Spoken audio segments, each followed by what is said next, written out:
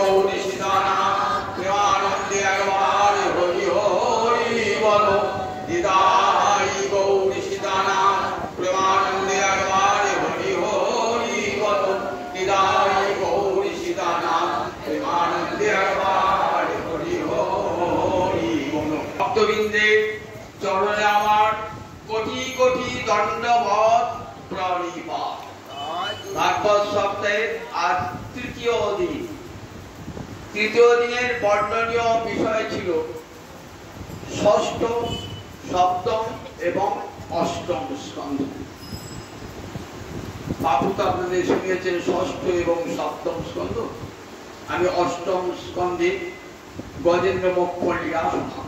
তার পূর্বে ষষ্ঠ স্কন্ধে নামের সামান্য কিঞ্চিত মহিমা আপনাকে শোনাব। বেশি তো সময় নেই বলবার, 8টা বেজে গেলি আলোচনা পেত, আমাকে পাঠ ছেড়ে দিতে হবে, সংক্ষেপে চলে যাচ্ছে। ষষ্ঠ স্কন্ধে শুক্রের মহারাজ পরীক্ষিতকে হরিনামের মহিমা শোনাচ্ছে। ষষ্ঠ স্কন্ধে আছে অজামিল উপাখ্যান। পঞ্চম স্কন্ধে শুক্রের মহারাজ পরীক্ষিতকে 28 প্রকার নরকের কথা শোনালেন। 28 প্রকার, অসংখ্য নরক, তারপরে 28 প্রকার নরকের কথা শোনালেন।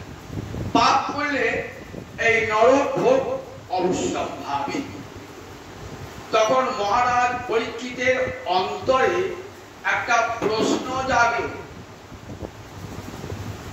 যে পাপ করলে নরক হয়, কিন্তু নরক ভোগ থেকে মুক্তি পাওয়ার কোনো উপায় নাই। শুকদেব বললেন অবশ্যই আছে। উত্তরটা কেমন দিলেন? ধাপে ধাপে দিলেন। কারণ শুকদেবের সবাই কিন্তু ভক্ত লোক নন। অনেক কর্মী আছেন, অর্থাৎ যাগযজ্ঞ ভালোবাসেন, অনেক জ্ঞানী আছেন, আবার অনেক ভক্ত আছেন। তাই উত্তরটা এমন কিছু হবে যে তার সর্বসাধারণের পক্ষে গ্রহণযোগ্য। প্রথমেই বললেন যে মহারাজ পাপ করলে পারে প্রায়শ্চিত্তের বিধান আছে। মনু প্রভৃতি ঋষিরা এই বিধান দিয়ে গেছে। প্রথমেই কর্মীদের কথা বললেন, যারা যাগযজ্ঞ প্রিয় তাদের কথা বললেন। মনু প্রভৃতি ঋষিরা এই নরক ভোগ থেকে মুক্তি পাওয়ার জন্য প্রায়শ্চিত্তের কথা বললেন। কিন্তু শুকদেব তো মহারাজ পরীক্ষিত উত্তম অধিকারী, কথাটা বেশ মনোভূত হলো। অনেকে দেখছি পাপ করে, পাপ করার পর প্রায়শ্চিত্ত করে, প্রায়শ্চিত্ত করার পর আবার পুনরায় পাপ। কচিৎ নিবর্ততে ভদ্র, কচিৎ নিবর্ততে অভদ্র। বললেন কেউ ভদ্র আচরণ করে, আবার কেউ অভদ্র আচরণ করে। কেমন? তাই অত প্রায়শ্চিত্ত অপার্থক্য মর্মে কুঞ্জর শৌচবাদ কচিৎ নিবর্ততে অভদ্রা। কেউ কেউ পাপ হতে দূরে থাকেন। আমি তাই মনে করি প্রায়শ্চিত্তটা ব্যর্থ। মহারাজ পরীক্ষিত উত্তমাধিকারী তো, সাক্ষাৎ কৃষ্ণ যাকে বিবাহ করেছেন মায়ের পেটে ঢুকে, সে কি আর ওই কর্মীদের কথা শুনে তৃপ্ত থাকতে পারে? তারপরে না, অত প্রায়শ্চিত্তম অপার্থম মন্যে কুঞ্জর শৌচবৎ। আমি প্রায়শ্চিত্তকে মনে করি ব্যর্থ। কুঞ্জর শৌচবৎ, কুঞ্জর মানে হাতি। হাতি গায়ে কাদা মেখেছে, মাহুত সরোবরে নিয়ে গিয়ে হাতিকে স্নান করিয়ে আনলো। হাতির গায়ে সব কাদা ধুয়ে মুছে পরিষ্কার করে দিল। কিছুক্ষণ পরে হাতি আবার যে কাদা জল দেখেছে না, সেখানে গড়াগড়ি। তাই কচিৎ নিবর্ততে অভদ্রা। কেউ কেউ ওই পাপ থেকে বিরত হয়, আবার কেউ কিন্তু আবার কচিৎ আচরিত তৎক্ষণ আবার পুনরায় সেইটাই করে, সেই কাজটাই করে। কেউ বিরত হয়ে গেল, খুব কঠিতে গুটি। কিন্তু আবার ওই আচরণ পাপটাই করে, একটা পাপ থেকে মুক্তি পেল আবার একটা পাপ করল, কারণ পাপের বিষটা তো যায় না। কচিৎ চর্চ তৎপুন কচিৎ নিবর্ততে অভদ্রা কচিৎ চরতি চ তৎপুন অত প্রায়শ্চিত্তম অপার্থক্যম। তাই মুনিবর আমি প্রায়শ্চিত্তটাকে ব্যর্থ বলে মনে করি, আর কোনো উপায় নেই। তবে হ্যাঁ খুব আছে। এবার জ্ঞানীদের কথা বলছেন, দেখুন সেই আসলে কারা শুনছেন, যারা কর্মী, যারা প্রায়শ্চিত্তের বিধান দেন তারাও শুনছেন, কিন্তু এইবার জ্ঞানীদের কথা বলছেন, বললেন জ্ঞানাগ্নি সর্বকর্মাণি ভস্মসাৎ কুরুতে অর্জুন। গীতায় বলা আছে না, জ্ঞানের আগুন সব কর্ম, পাপ পুণ্য সব কর্ম পুড়িয়ে ছাই করে দেয়। দেখবেন গীতায় বলা আছে, অর্জুন ভগবান বলছেন জ্ঞানের আগুন, জ্ঞানাগ্নি সর্বকর্মাণি ভস্মসাৎ কুরুতে অর্জুন। পাপ পুণ্য সমস্ত কর্ম ধ্বংস করে দেয় জ্ঞানের আগুন। কেমন? জীবন্তি অগম বেণুগুল্মম ইবানল। পাপ দূর করে দেয় কেমন না, বেণুগুল্মম ইবানল। বেণু মানে বাঁশ, গুলো মানে ঝাড়। বাঁশের ঝাড়ে যদি আগুন লাগিয়ে দেওয়া হয়, সব বাঁশ পুড়ে ছাই হয়ে গেল। ঠিক এমনি করে সব কর্ম ধ্বংস করে দেয়। এই দ্বিতীয় উত্তরটা তো মহারাজ পরীক্ষিত পুষ্ট হলেন। উদাহরণ দিয়েছেন বেণুগুল্মম ইবানল। বাঁশের ঝাড়ে আগুন লাগালে বাঁশের ঝাড় যেমন পুড়ে ছাই হয়ে যায়। মহারাজ পরীক্ষিত আবার প্রশ্ন তুললেন, হে মুনিবর, বাঁশের ঝাড়ে আগুন লাগালে বাঁশগুলো সব গেল বটে, কিন্তু বাঁশের নিচে যে অঙ্কুরগুলো সেগুলো তো রয়ে গেল। আবার যখন বর্ষাকালে বৃষ্টিপাত হবে, দেখবেন আবার যেমন কার তেমনি বাঁশ গজিয়ে গেছে, বন যেমন কার তেমনি হয়ে গেছে। আগুনটা তো মাটির তলায় প্রবেশ করে নাই, তাহলে বাঁশের যে অঙ্কুর তাকে তো পোড়াতে পারে না। তেমনি জ্ঞানাগ্নি পাপের যে বীজ অবিদ্যা তাকে তো পোড়াতে পারে না, কাজে আবার নূতন করে সে পাপ করতে পারে। খুব সন্তুষ্ট হয়েছেন শুনতে, এই জিনিস শুনতে চাইছেন, কিন্তু ধীরে ধীরে একবার যদি ভক্তি কথা বলতে না সবাই গ্রহণ করতে পারতেন। কর্মীদের কাছে প্রায়শ্চিত্তের কথা বললেন, জ্ঞানীদের কাছে জ্ঞানের কথা বললেন। এবার যারা ভক্ত উৎকর্ণ হয়ে আছেন, মহারাজ পরীক্ষিত করবে, বলেন ঠিক বলেছ মহারাজ, জ্ঞানের আগুন পাপের বীজ যে অবিদ্যা তাকে ধ্বংস করতে পারে না। তবে জানো কি, এই পাপের বীজকে সমূলে নষ্ট করা যায় একটা উপায় আছে। সেই উপায়টা সবাই জানে না, আবার সবাই অনুসরণ করে না। কেচিৎ কেবলয়া ভক্তা বাসুদেব পরায়ণ। তারপরে কেচিৎ, খুব সামান্য মানুষ আছেন জগতের, কেচিৎ যারা কৃষ্ণ ভক্তি পরায়ণ, তারা প্রায়শ্চিত্ত মানেন না, জ্ঞানের আগুনের কথা মানেন না। তারা কি করেন? অগম দুর্নন্তি কাষ্টেন নিহারমি। কেচিৎ কেবলয়া ভক্তা বাসুদেব পরায়ণ। যারা কৃষ্ণ ভক্তি পরায়ণ তারা জানেন ভক্তিতে সব বিনষ্ট হয়ে যায়। অগম দুর্নন্তি কাষ্টেন, কাষ্টেন মানে সামগ্রিক রূপের। অগম দুর্নন্তি পাপকে সমূলে বিনাশ করে দেয়। কেমন ঘটে? নিহারম ইব ভাস্কর। নিহার মানে শিশির করা। এই শরৎকালের শেষের দিকে, হেমন্তকালে প্রথমে দেখবেন রাস্তায় বাইরে যাচ্ছেন, তো মাঠের বাইরে যাচ্ছেন, দেখবেন ঘাসের ডগা সব সুন্দর জল জল জল জল করছে শিশির বিন্দু। এবার দুপুরে যান, দেখবেন একটাও শিশির বিন্দুকে দেখা যাচ্ছে না। কেন? ভাস্কর মানে সূর্য সব শুষে নিয়েছে। ভক্তি সূর্য কি করেন? সব পাপ এমনি করে শুষে নেয়। ভক্তি মহারানী সমস্ত পাপ শুষে নেয়। সূর্য যেমন সিন্ধুকে শুষে নেয়, ঠিক তেমনি ভক্তি সূর্য সমস্ত পাপ শিশির কণাকে এক মুহূর্তে শুষে নেয়। কিন্তু সকলে যে ভক্তির অনুসরণ করেন না। এই বলতে গিয়ে একটা সুন্দর গল্প শোনালেন মহারাজ পরীক্ষিতকে। বললেন, মহারাজ ধরুন, মহারাজ কৃষ্ণ বিমুখে, কৃষ্ণমুখী যে নয়, সে যদি শত শত প্রায়শ্চিত্ত করে তবু পাপ তাকে ছাড়বে না, পাপ তাকে ছাড়বে না। নারায়ণ পরাঙ্গুখ বলছেন, মদের হাঁড়িকে যেমন গঙ্গার জল পবিত্র করতে পারেন না, ঠিক তেমনি যিনি নারায়ণ পরাঙ্গুখ, যিনি গোবিন্দ ভালোবাসেন না, তাকে কেউ পবিত্র করতে পারবে না, পারবে না, পারবে না। কে চিৎকে বলা ভক্তা? তখন শোনালেন অজামিলের উপাখ্যান। অজামিল তো সত্য যুগে, সত্য যুগে চারিপা ধর্ম, তখন তো নাম ধর্ম ছিল না, যুগ ধর্ম ছিল না। সত্য যুগে কি যুগ ধর্ম ছিল? সত্য যুগে যুগ ধর্ম ছিল ধ্যান, ধ্যান হতো বিষ্ণু, তখন বিষ্ণুর ধ্যান ছিল সত্য যুগের ধর্ম। তখন তো হরিনাম যুগ ধর্ম ছিল না। কিন্তু সত্য যুগ, সেই সত্য যুগেই দেখুন হরিনামের কেমন মহামহিমা।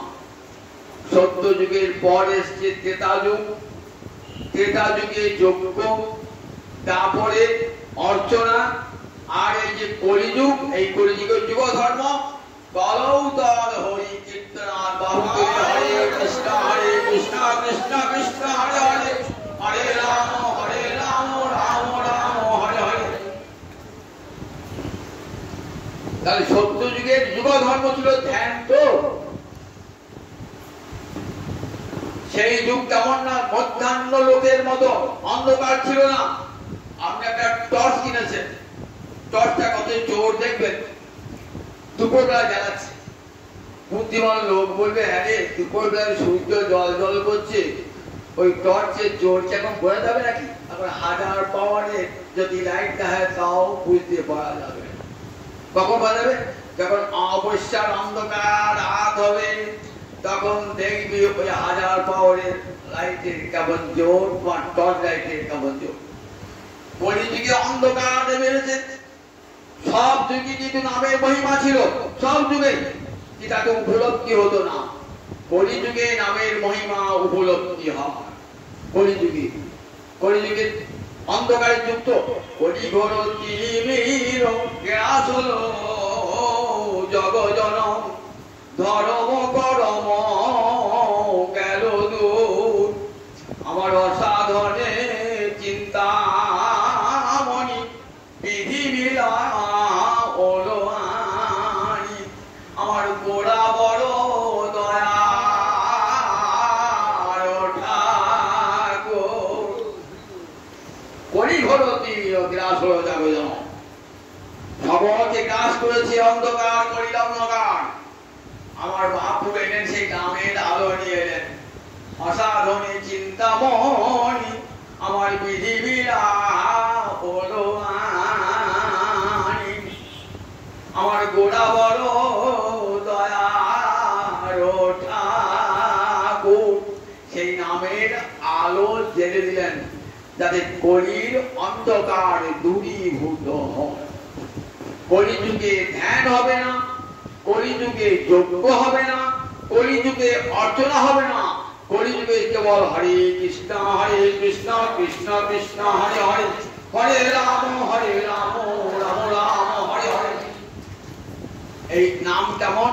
বলেন, যেই নাম সেই কৃষ্ণ ভজ নিষ্ঠা করি, নামেরও সহিত আছেন আপনি হরি। নাম কৃষ্ণ স্বরূপ গোলকে যে কৃষ্ণ আছেন এবং তার বিগ্রহ, তিন এক রূপ। নাম আর নামই অভিন্ন, অভিন্নতার নাম আর অভিন্ন। কেমন নাম আর নামই অভিন্ন? একটা গল্প শোনায়। সমুদ্রের তীরে একটা তাল পাতার কুঠিরে একটা বালিকা, ছোট্ট বালিকা থাকে। সঙ্গে তার মা থাকে। তার বিবাহ হয়েছে এক রাজপুত্রের সঙ্গে। রাজপুত্র থাকে কোথায়? 7 সমুদ্র 13 নদীর পাহাড়ে। কোন ছোটবেলায় বিয়ে হয়ে গেছে, তখন তার স্বামীর কথা মনে জাগে না। ধীরে ধীরে বালিকাটি বড় হয়েছে, কৈশোর প্রাপ্ত হয়েছে, মনে ভালোবাসার উন্মেষ হয়েছে। সখীরা বলে, জানিস তোর স্বামী রাজপুত্র আমরা দেখেছি। তখনই স্বামী তো দেখে নাই ছোটবেলাতে, স্বামীর জন্য মনটা উতলা হয়ে ওঠে।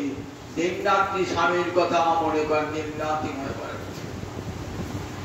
একদিন এসেছেন, সেই রাজপুত্র পাঠিয়েছেন, রাজদূতকে পাঠিয়েছেন। রাজদূত এসেছে বালিকাকে নিতে। 7 সমুদ্র 13 নদীর পরে নিয়ে যাবেন কোথায়? রাজপুত্রের কাছে নিয়ে যাবেন।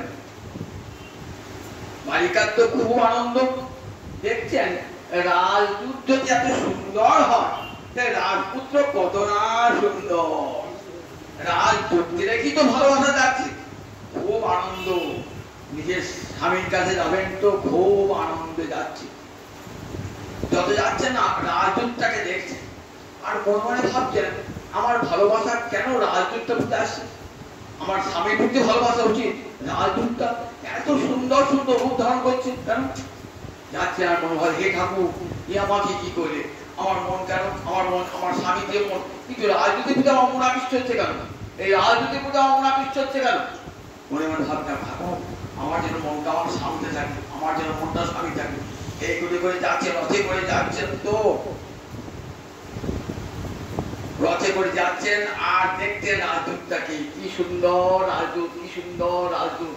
রাজদূতের হাত এইবার গিয়ে যখন রাজবাড়ি পৌঁছেছেন না, তখন কি দেখছেন? তখন গিয়ে পৌঁছে ওই রাজদূতকে প্রণাম করছে। রাজদূত যেন গুরুর মতো নিয়ে এসেছে স্বামীর কাছে, তো প্রণাম করে ভাবছেন যে রাজদূত তো আমাকে এলো।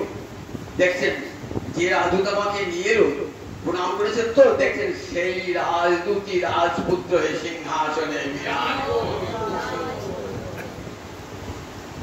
এতক্ষণ তাহলে যে আমাকে নিয়ে এলো সেই তো রাজপুত্র, রাজদূত রূপে গিয়েছিল, অর্থাৎ ওই নাম আপনাকে নিয়ে গেল, আবার নামই নামী রূপ ধারণ করলো। নাম আর নামিতে যে কোনো ভেদ নাই এটা দেখালেন। যাকে নাম ভাবছে না, যেই নাম সেই কৃষ্ণ ভজ নিষ্ঠা করি, নামে রস হৃদয় আছে আপনি সেই জন্য যে কলিকালের নামই সাধন, নামই সাধ্য। ওই যে রাজদূত নিয়ে নাম নিয়ে গেল, নাম নিয়ে যায় ভগবানের কাছে, সে ভগবান তার নাম নাম, আবার কোথায় নিয়ে যায়? নামীর কাছে, ওই নামটাও নামী, নামটাও নামী। ওই যে রাজদূত ও নিজেই রাজদূত, ও রাজপুত্র। তাহলে নাম আর নামীতে কোনো ভেদ নাই। কলিকালে এই নামের মহামহিমা, যেহেতু কলিযুগ অন্ধকারের যুগ, এই যুগে নামের মহামহিমা কলিযুগ। এই 6ষ্ঠ স্কন্ধে আর একটা উপাখ্যান আছে, চিত্রকেতুর কাহিনী। চিত্রকেতু নারদের কাছে মন্ত্র পেয়েছেন, সংকর্ষণ মন্ত্র পেয়েছেন। মন্ত্র পেয়ে সোনার রথ সংকর্ষণ দিয়েছিল। এই রথে চড়ে সব ঘুরতেন, ঘুরতে ঘুরতে ঘুরতে কৈলাসে গিয়েছেন। কৈলাসে গিয়ে দেখছেন সেখানে শিব দুর্গাকে আলিঙ্গন করে বসে আছে। বলছেন, তুমি দেখো বৈরাগীর সভায় ধর্ম উপদেশ করছো, পত্নীকে আলিঙ্গন করে। দেখো পত্নীকে আলিঙ্গন করে লোকে নির্জন কক্ষে, আর তুমি এতগুলি বৈরাগীর সভা। মহাদেব হাসল। মহাদেবের তত্ত্ব জানেন না তো। মহাদেব অর্ধনারীশ্বর, আধখানা তার পার্বতী, আধখানা শিব, অর্ধনারীশ্বর, এই তত্ত্ব জানে না তো। এই মহাদেব ক্ষুণ্ণ হলেন না, দেবী ক্ষুণ্ণ হলেন। দেবী ক্ষুণ্ণ হয়ে অভিশাপ দিলেন, চিত্রকেতু দাদাকে তুই অসুর খুলে জন্ম হয়। বলে তুমি শিবের তত্ত্ব জানো না। দেখো শিবকে লঙ্ঘন করে কেউ ভগবানের কাছে, গোবিন্দের কাছে যেতে পারেন না। তুমি শিব তত্ত্ব জানো না। মহাদেব আর গোবিন্দ যে অভিন্ন, কৃষ্ণই তো মহাদেব হয়েছেন, তিনি ব্রহ্মা হয়েছেন, ব্রহ্মায় সৃষ্টি করছেন, আবার তিনি রুদ্রমূর্তি ধারণ করে তিনি জগতে ধ্বংস কার্য করছেন, আবার তিনি বিষ্ণুমূর্তি ধারণ করে পালন করছেন। তুমি শিব তত্ত্ব জানো না, শিব তত্ত্ব না জেনে কখনো যাও, তোমাকে অভিশাপ দিলাম আমি। অভিশাপ নিয়ে প্রণাম করে চলে এলেন। প্রণাম করে চলে এসে বলছেন যে দেখো, তুমি আমাকে অভিশাপ দিয়েছো, তাতে আমার এই দেহটা থেকে আর একটা দেহে যাবো, তাতে আমার কোনো দুঃখ নাই। আমি ছিলাম রাজা, আমি হয়তো এবার হব অসুর, তাতে আমার কোনো দুঃখ নাই। তুমি যদি আমার হরিভক্তি কেড়ে নিতে, তাহলে কিন্তু আমি তোমার কাছে ক্ষমা চাইতাম, দেবী আমার যেন হরিভক্তি কেড়ে নিও না। চলে গেলেন, অসুর জন্ম প্রাপ্ত হলেন। অসুর জন্ম প্রাপ্ত হয়ে বৃত্রাসুর হরিভক্তি যায় না। যখন বৃত্রাসুরকে বধ করতে এসেছেন দেবরাজ ইন্দ্র, তখন কি অপূর্ব স্তব করেছেন বৃত্রাসুর। কি স্তব করেছেন, হে গোবিন্দ, কবে তোমার পদমূলে যাব আমি। দেখো, পাখি অজাতপক্ষ শাবক পাখা গজায় নাই, এমন পাখির ছানা সন্ধ্যাবেলা যেন উৎকণ্ঠিত হয়ে থেকে কখন আমার মা আসবে খাবার নিয়ে। আমি সেই রকম গোবিন্দ চরণ সেবার জন্য আকুল হয়ে আছি। ঘোড়ায় বাঁধা বাছুর, সন্ধ্যাবেলা মা আসবে তো, বাছুরটাকে দড়ি বেঁধে দিয়েছি, এবার মায়ের স্তনে মুখ দিবে তো, সে দড়ি ছিটছে। ওই রকম আমার অন্তর আকুল হয়েছে তোমার চরণ সেবার জন্য। প্রসিদ্ধ ভর্তিকার রমণী, স্বামী বিদেশে আছে, কবে আসবে, কবে দিন গুনছে, আসবার দিন হয়েছে তো, স্বামীকে কাছে পাওয়ার জন্য আনন্দে উৎকণ্ঠিত হয়ে গেছে। ঠিক তেমনি আমি তোমার, হে গোবিন্দ, তোমার চরণ সেবার জন্য উৎকণ্ঠিত হয়েছে। মহারাজ বলছেন, অসুরের দেহে কৃষ্ণ ভক্তি? অসুরে বললেন, প্রাগ জন্মনি অনুশিক্ষিতম, পূর্বজন্মের সংস্কার, হরিভক্তি কখনো বিনাশ হয় না, বিনাশ হয় না, বিনাশ হয় না। একবার যদি হরিভক্তি হৃদয়ে প্রবেশ করে, আর কোনদিন তার বিনাশ হয় না, হরিভক্তি বিনাশ হয় না। দেখুন, প্রহ্লাদ মহারাজ তার জ্বলন্ত উদাহরণ, যে প্রহ্লাদ মায়ের পেটে হরিভক্তি লাভ করেছেন, তো অসুর কুলে জন্মিয়েছেন, কিন্তু হরিভক্তি তার যায় নাই। পিতাকে বললেন, পিতা, আমি উত্তম বিদ্যা শিখেছি, শ্রবণং কীর্তনং বিষ্ণু শরণং পাদ সেবনং অর্চনং বন্দনং দাস্যং সক্ষম আত্ম নিবেদনং। এই 9টা ভক্তির অঙ্গ চালন করলে কৃষ্ণ প্রাপ্তি ঘটে। তারপর কত অত্যাচার নেমে এলো। হিরণ্যাক্ষ দানবে, ভাই তাকে ভাইকে হত্যা করতে বলে হিরণ্যকশিপুর ক্রোধ, তুমি আমার বংশের সন্তান হয়ে হরিকে ভালোবাসছো, কত অত্যাচার নেমে এলো। কিন্তু ভগবান কি বলেছেন, কৌন্তেয় প্রতিজানিহি নামে ভক্ত পরশ্বতী। হে কুন্তীর নন্দন, তুমি জগতে প্রতিজ্ঞা করে বলো, আমার ভক্তের কখনো বিনাশ হয় না, বিনাশ হয় না, বিনাশ হয় না। অভয়ং সর্বদা তস্মৈ দদাম্যে তৎপ্রদং মম। একবার গোবিন্দ তোমার হলাম করে যদি একবার গোবিন্দ চরণে আশ্রয় গ্রহণ করেন, কৃষ্ণ তোমার হই যদি বলে একবার, ভগবন্ত হইতে কৃষ্ণ তারে করেন পাঠ। একবার যদি কেউ বলে, কোন মুখ্য একবার বলে, হে গোবিন্দ আমি তোমার দাস, তাকে ভগবন্ত হতে তাকে উদ্ধার করেন গোবিন্দ। মৃত্যু সংসার সাগরাত, আমি তাকে মৃত্যু সংসার সাগর হতে উদ্ধার করি। তাই কত ভগবান নৃসিংহ মূর্তি ধরে এসেছেন, এসে প্রহ্লাদকে রক্ষা করলেন, জগৎকে দেখালেন। প্রহ্লাদ বললেন, প্রভু, যখনই বিপদে পড়ে তোমাকে কেউ ডাকবে, তখন যেন তুমি এমনি করে তাকে বিপদ থেকে উদ্ধার করো। ভক্ত শুধু নিজের কল্যাণ চায় না, জগতের সকলের কল্যাণ চায়। তাই হরিভক্তি বিলাসে বলেছেন সন্ত গোস্বামী, যখনই কোনো সংকট দেখা দেবে, যখনই বিপদে পড়বেন, 21 বার জয়তু নৃসিংহদেব, জয়তু নৃসিংহদেব, জয়তু নৃসিংহদেব, জয়তু নৃসিংহদেব, জয়তু নৃসিংহদেব, এমনি করে 21 বার নৃসিংহদেবকে স্মরণ করবেন মনে মনে। দেখবেন সব বিপদ থেকে মুক্তি হয়ে গেছে। স্বয়ং নৃসিংহদেব প্রহ্লাদকে কথা দিয়েছেন, বিপদে পড়ে তোমাকে যে ডাকবে তাকে। আবার শুধু তাই নয়, বললেন তোমার 21 পুরুষ উদ্ধার হবে। আমরা পরে দেখবো এই অষ্টম স্কন্ধে গিয়ে বলি রাজা তারই বংশের সন্তান, তাকে কেমন করে কৃপা করছে। এই অষ্টম স্কন্ধে আছে গজেন্দ্র উপাখ্যান। ভক্তি মহারানীর 6টি লক্ষণ। একটি লক্ষণ হলো কৃষ্ণাকর্ষিণী। ভক্তি কৃষ্ণকে নামিয়ে নিয়ে আসে, আকর্ষণ করে নিয়ে আসে। জগতে বলেছে, কোথাও দেখেছেন যে জ্ঞান কৃষ্ণকে আকর্ষণ করে, কর্ম যাগযজ্ঞ কৃষ্ণকে আকর্ষণ করে? কোন শাস্ত্র বলেছে? কোন শাস্ত্র বলে? কিন্তু ভক্তি কৃষ্ণাকর্ষিণী। ভক্তি কৃষ্ণকে আকর্ষণ করে। ভক্তকে যেতে হয় না, একদিন বলেছি দেখুন, ধ্রুবকে যেতে হয় না, ভগবান এসেছেন ধ্রুবকে দেখতে। ভক্তি কৃষ্ণাকর্ষিণী, কৃষ্ণকে আকর্ষণ করে নিয়ে আসেন, এমন ভক্তির ক্ষমতা। দেখেছেন? ঠিক তেমনি গোবিন্দ চরণে যদি কেউ শরণাগত হয়, তাকে রক্ষা করবার জন্য ভগবান যুগে যুগে আসেন। এই গজেন্দ্রোপাখ্যান 8ম স্কন্ধে গজেন্দ্রোপাখ্যান তার প্রমাণ। গজেন্দ্র কে ছিলেন? রাজা ইন্দ্রদুম্ন ছিলেন।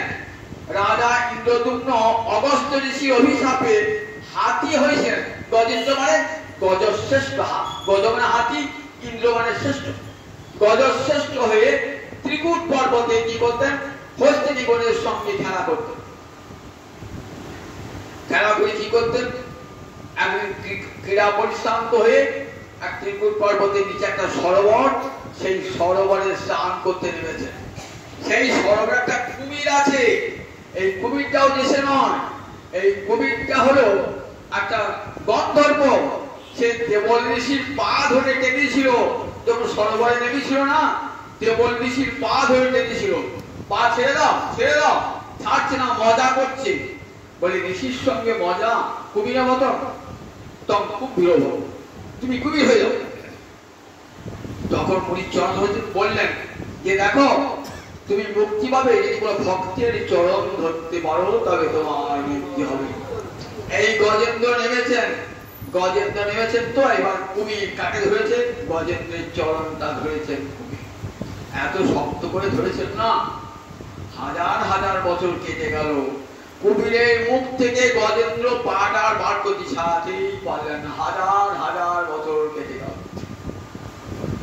কত হস্তিনী সঙ্গে নামলো তাকে মুক্ত করবার জন্য, কত শাবক তার আত্মীয় স্বজন নামলো, কেউ তাকে রক্ষা করতে পারলো না। জগৎকে দেখাচ্ছেন, দেখো যখন সংকটে পড়বে, যতই তোমার আত্মীয় স্বজন মিত্র থাক না, কেউ তোমাকে রক্ষা করতে পারবে না। একমাত্র গোবিন্দ চরণে যদি শরণ গ্রহণ করে মুক্তি পাবে। এগুলো সব শিক্ষা ভাগবতী। তখন গজেন্দ্র দেখলেন আমাকে রক্ষা করবার কেউ নাই, কে কার পিতা, কে কার মাতা। প্রহ্লাদ বলেছেন বালস্য শরণম ন পিতরম। বললেন একটা সন্তানকে সব বাবা চেষ্টা করে বাঁচাবো, পারে? পারে না। তাহলে দেখো, একমাত্র গোবিন্দ চরণে শরণ গ্রহণ করলে পারি জীবের মুক্তি। তখন গোবিন্দকে স্মরণ করছেন। গোবিন্দ ছুটে আসছেন গরুরের পিঠে চড়ি। চলো গরু, দেরি করো না, গরু তো দ্রুতগতি, চলো গরু। আর এদিকে হাজার হাজার বছর যুদ্ধ করে গজেন্দ্র কেমন আর মৃত্যুর মুখোমুখি। মনে মনে ভাবছেন আর আমার গোবিন্দের সঙ্গে দেখা হবে না, দেখা হবে না। তাহলে গোবিন্দ আসবেন তো কি বলবো? একটা পদ্মবনে একটা পদ্ম ফুল তুলে জলে রেখে দিয়েছেন যে গোবিন্দ, আমি তো তোমার চরণে ফুল দিতে পারলাম না, তাহলে এই ফুলটা তুমি কৃপা করে গ্রহণ করো, গজেন্দ্র দিয়েছে বলে গ্রহণ করো। ফুলটা তুলেছেন আর ভগবান ছুটতে ছুটতে আসছেন। পুত্র বিপদে পড়লে পুত্রকে রক্ষা করবার জন্য পিতা যেমন ছোটে পরিকি মরি করে, ঠিক তেমনি করে ভগবান ছুটছেন। চলো এখনই রক্ষা করতে হবে, গরু তাড়াতাড়ি চলো, তাড়াতাড়ি চলো, তাড়াতাড়ি চলো। আর তখন সেই নিঃশ্বাস করতে বাকি আছে। পদ্মবনে খেলা করছিলেন তো, যেখানে বহু কষ্ট করে ওই পদ্ম ফুলটি গোবিন্দের চরণে অর্পণ করলেন। গোবিন্দের চরণে যে অর্পণ করলেন, গোবিন্দ কি করলেন? সঙ্গে সঙ্গে কুমিরের মুখটা সুদর্শন চক্র দিয়ে কেটে দিলেন। রক্ষা পেয়ে গেল, গজেন্দ্র রক্ষা পেলেন। গজেন্দ্র রক্ষা পেয়ে ভগবান শিব কত স্তব করলেন। যে কুমিরটা ছিল সেই কুমিরটাও মুক্তি পেয়ে গেল। সে হু নামক গন্ধর্ব, সেও দেবলোকে চলে গেল গোবিন্দ চরণ স্মরণ করতে করতে। এই অধ্যায়ে আর একটি কাহিনী হচ্ছে বলিরাজার কাহিনী।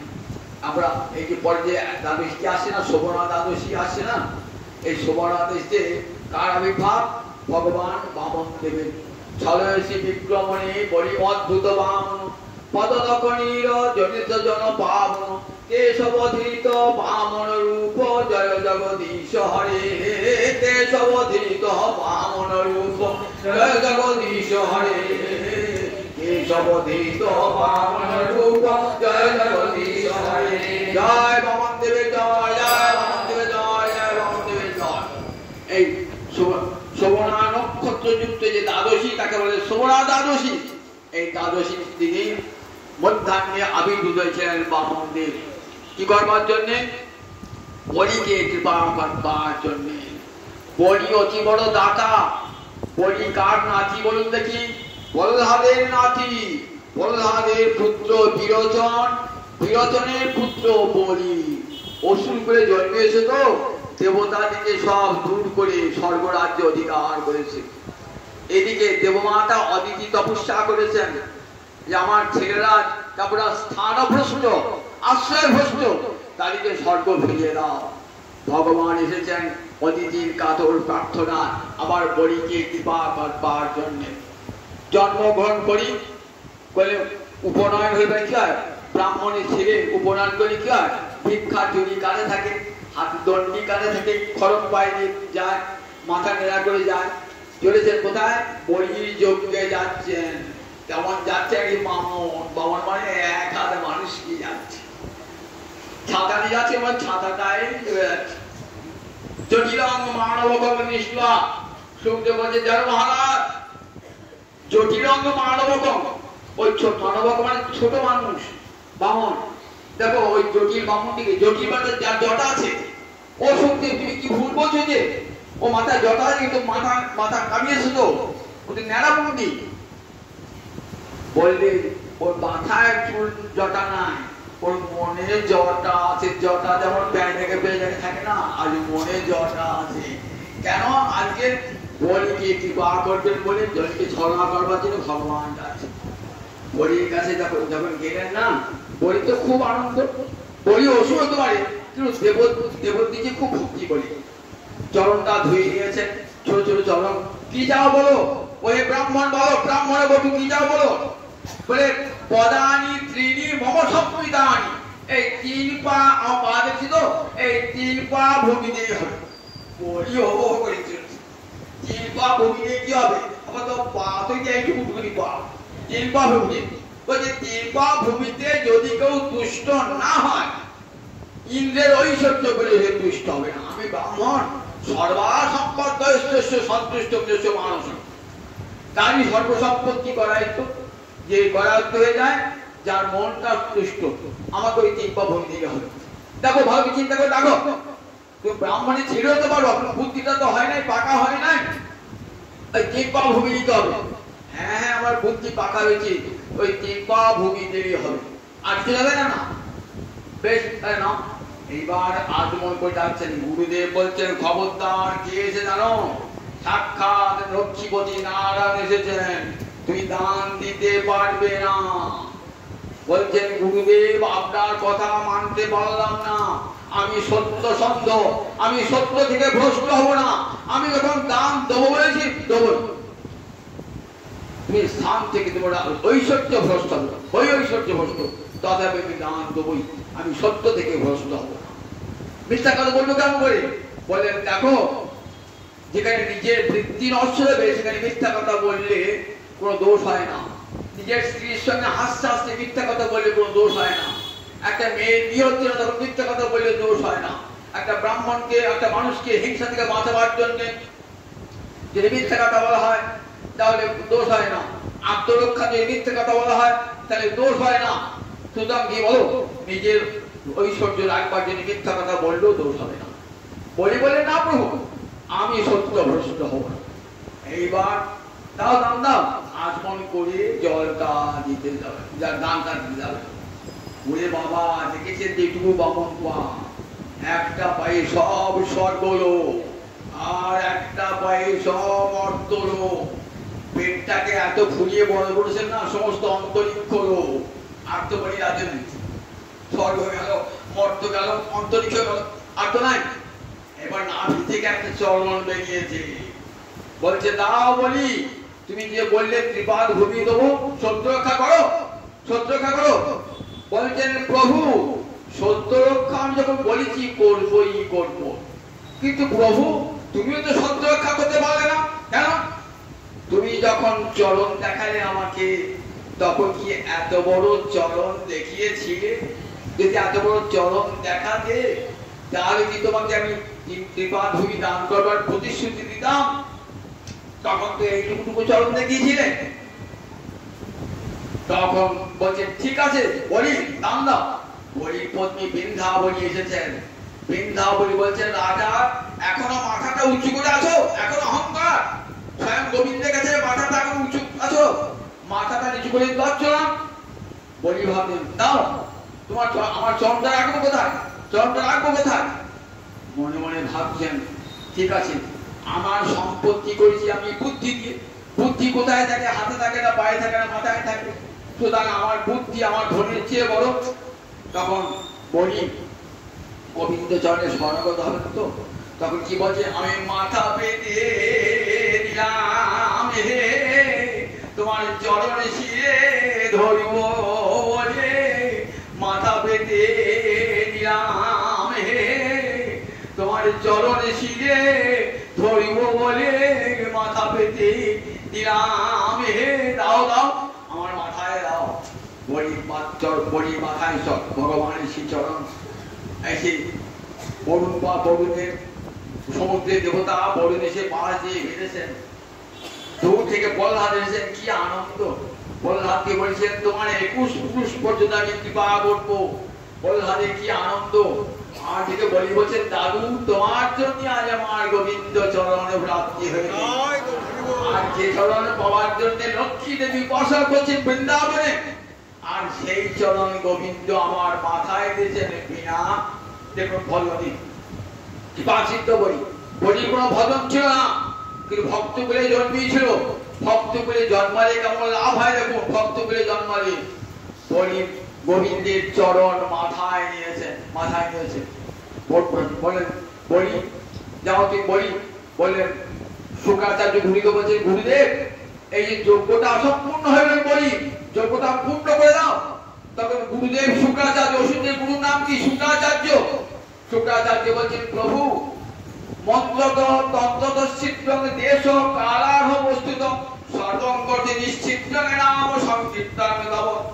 দেশ কাল দ্রব্যের যদি কোনো ত্রুটি থাকে, তোমার নাম সংকীর্তনই যজ্ঞের সব পূর্ণ হয়ে যায়। আর তুমি স্বয়ং নামই তার চরণ মাথায় দিয়েছো গোবিন্দের এই আমার বলির চরণ। আর কি পেতে বাকি আছে প্রভু? আর কিছু পেতে বাকি নাই। বলিকে এখানে তো সুতলে বলি তুমি চলে যাও, সুতলে রাজত্ব করো, আমি তোমার দ্বারের প্রহরী হয়ে থাকবো। যখনই বাড়ি থেকে বেরোবে, বাড়িতে ঢুকবে, দেখবে আমি দাঁড়িয়ে দাঁড়িয়ে আছে অস্ত্র হাতে। যখন বিপদে পড়বে আমাকে ডাকবে, আমি সব সময় তোমার দাঁড়িয়ে। কত বড় কৃপা! ভক্ত বলে জন্মেছিলেন, কত বড় কৃপা! দেবতাগণকে স্বর্গরাজ্য ফিরিয়ে দিলেন। বলিও সেই সঙ্গে কৃপা করলেন ভগবান শ্রীহরি। আর বলি রাজা কৃপা পেল গোবিন্দের চরণ মাথায় ধরে। বলি রাজার আনন্দে সীমা নাই, জগৎকে দেখালেন দেখো ভক্ত বংশে জন্মালো। সাধন ভজন যদি নাও থাকে, ভক্তের রক্ত যদি অঙ্গে শিরায় শিরায় প্রবাহিত হয়, তবু গোবিন্দ চরণে মিলে যায়। আর বলি রাজা পেলেন প্রহ্লাদের নাতি গোবিন্দ চরণ শিরে ধরে তার বাচ্চা হলো। এমনি করে বলি রাজা জয়, বলি রাজার জয়, বলি রাজার জয়, বলি রাজার জয়, বপন দেবে জয়, বপন দেবে জয়, বপন দেবে জয়। এমনি করে আবার আগামীকাল আরম্ভ হবে নবম স্কন্ধ থেকে। রাধাষ্টমীটা আমি পড়েছিলাম গৌরাঙ্গ মন্দির গোবিন্দ এখানেই করবো রাধাষ্টমী। এখানে রাধারানী রয়েছেন, তো আমরা ওই রবিবাদী রাধাষ্টমী এখানে হবে। আপনারা যেন রাধারানী রাজনন্দিনী তো আর মিষ্টি টিষ্টি ঘরে নিয়ে আসবেন, যাতে ভক্তরা পায় একটু মিষ্টি। সবাই না দিলে হবে, এতগুলি ভক্ত আসছে, পাঁচ একটু প্রসাদ পাবে না, তা হয় সবাই। আর সবাই মিলে সহযোগিতা এখন একজনের পক্ষে দেওয়া সম্ভব না, প্রত্যেক কিছু কিছু দেবেন। গোবিন্দ সেবার জন্য কিছু খরচ করা উচিত। সব টাকাটাই ব্যাংকে জমা বলে হয়, কিছু গোবিন্দ সেবার জন্য কিছু খরচ করতে হবে। পুজো সেবার জন্য দেখেন না সরকারকে টাকা দিতে হয়, কি জানেন কালো টাকাকে সাদা টাকার মধ্যে, আর গোবিন্দকে দেবেন না। আগে যখন ইডি এসে ধরলো 16 লাখ টাকা দিচ্ছি, 15 লাখ টাকা দিচ্ছি, 20 লাখ টাকা দিচ্ছি, নিজে আর টাকা কালো টাকা সাদা কালো বলে। আর গোবিন্দের জন্য 15টা পয়সা খরচ করবেন না। গোবিন্দের জন্য ধনটা শুদ্ধ হবে, দানের দ্বারা ধন শুদ্ধ হয়। যেমন রাজাকে ট্যাক্স দিলে পরে কালো টাকা সাদা হয়ে যায়, গোবিন্দ সেবায় লাগালে পরে ওই কালো টাকা শুদ্ধ হয়ে যায়। তাই গোবিন্দ সেবা যেটা কিছু করে সবাই মিলে বলুন, সামান্য 50 টাকা করে মিষ্টি আনুন, সবাই যাতে খেতে পায়, প্রত্যেকে পায়। আর তোমরা একটা অনুষ্ঠান হচ্ছে, সবাই যদি সহযোগিতা না হবে, আমরা গীতা যজ্ঞ করি, কারোর কাছে পয়সা চাই না, কিন্তু আপনি দেয় এটা না হলে আমরা নিজেরা কেউ নি না পয়সা, নিজেরা কেউ আমার পেশাদারি ব্যবসায়ী নয় যে ভাগবত করে কিনা টাকা রাখবো। শুধু গোবিন্দ সেবা লোক ভক্তরা জানুক এই গীতা কাকে বলে, ভাগবত কাকে বলে, ভাগবতে কি কি আছে, এই উদ্দেশ্যে আমরা করেছি। তারপরে যদি আর্থিক সাহায্য কিছু না করেন তাহলে এত বড় অনুষ্ঠান হবে না। সবাই এলেন, পাঠ শুনে চলে গেলেন খালি মুখে, ভালো লাগবে না? সবাই মুখে একটু হাত তুলে ধর, সবাই মিলে যে জ্ঞানটা ভারী হয়, রাধাষ্টমীর দিন ভালো মিষ্টি নিয়ে আসবেন, রাধানী রাজন দিনই ওই বাতাসে নিয়ে আসবেন, হবে না কিন্তু আমি বাতাসা আমি পাঠ করে পাই যাবো, আমি পাঠ করবো, ভালো মিষ্টি নিয়ে আসবেন, রাধানী খাবেন, ভালো সামান মিষ্টি নিয়ে আসবেন, এটা কি কার্পণ্য করবে না। শিল্প সাহেব বলছে বৃত্ত স্বার্থ, টাকা রয়েছে গোবিন্দ সেবায় খরচ করবো না, গোবিন্দ সব যাচ্ছেন কিন্তু একেবারে বৃত্ত স্বার্থ, অর্থাৎ ধন রয়েছে কিন্তু গোবিন্দ সেবায় দাঁড়াবো না। তাই নিজের জামাই এলে, মেয়ে এলে, আত্মীয় এলে, সেখান থেকে 80 টাকা খরচ করছে, আর গোবিন্দ সব 50 টাকা খরচ করতে কষ্ট নিয়ে আসবেন। ওই দিনে যেন আধানি যজ্ঞ দিই, ওই কিছু যা যা যা যেমন সামর্থ্য নিয়ে আসবেন। পরমানন্দ উৎসব উদযাপিত জয় সাই। আজ একটি গান শোনাবো আমাদের প্রেমানন্দ গোস্বামী কীর্তন, যে প্রেমানন্দ গোস্বামী সেবিত বিগ্রহ রাধমাধব